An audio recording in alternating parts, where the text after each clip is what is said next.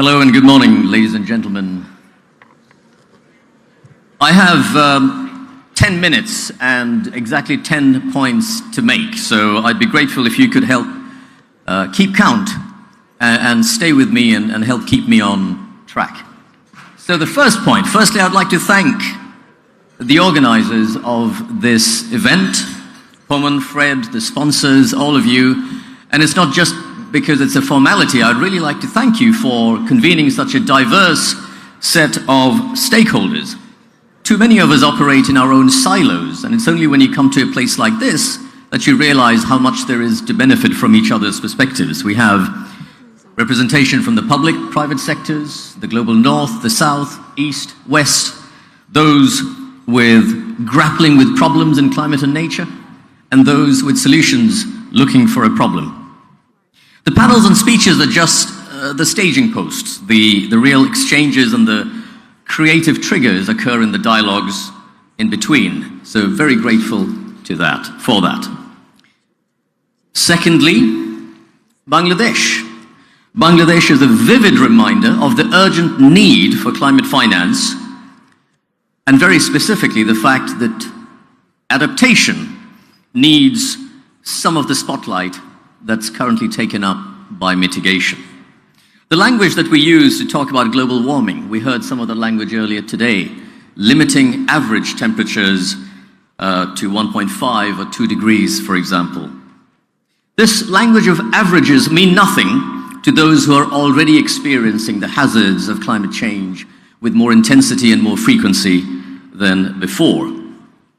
To paraphrase a quote from the previous panel, climate change is already here, it's just not distributed evenly. So to many in the global south, the more urgent allocation of climate finance should be in adaptation and resilience, and on loss and damage, not just on mitigation, which seems to dominate the agenda. For a country that emits half a unit of CO2 per capita, half a unit, when the global average is 5, and some of the industrialized countries are at 15, if you say to that person who's emitting half a unit, focus on your incremental mitigation, that is not a very good way to get buy-in. Takes me to my third point. We need a sense of proportion and a sense of justice in transition. Justice within countries and justice between countries.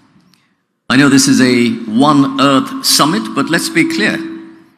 Climate change is caused by cumulative emissions as embedded in the lifestyles of certain parts of the world, whereas the hazards of climate change are felt in a different part of the world. If you believe in climate change, you believe in a clear line of causation, and therefore at least a little bit of culpability. Why do I say that?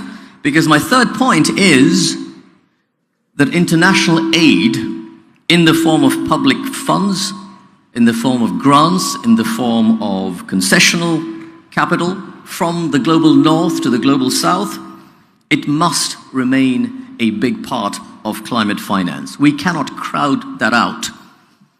And when I say climate finance, I mean wider assistance with transition, with skills, capacity building, and perhaps even things like making new technology accessible, patent-free, to those countries. My fourth point, we know that we need to increase the quantity of funds, but we also need to improve the quality of climate finance. In terms of quality or the format of finance, not enough money goes in the form of grants or equity. Too much of that is in the form of debt. Too much of that is in the form of foreign currency debt, which simply piles on, adds to the debt load of developing countries. That takes me to the next point. What number am I on? 5. Good, you're paying attention. So my fifth point relates to the recipients of climate finance, those who are receiving climate finance or who should be receiving climate finance. Too many climate-related projects fail to receive funding because they're not packaged neatly into investable banking products, or because they are environmentally unfriendly right now and cannot communicate a credible transition plan. These projects require the discipline of data, of definitions and disclosures. And to that extent, the green bond principles or the transition taxonomy that was mentioned earlier this morning by the Honourable Paul Chan, these things help structure worthy projects into standardized terms, reduce transaction costs, discourage greenwashing, and enable scaling.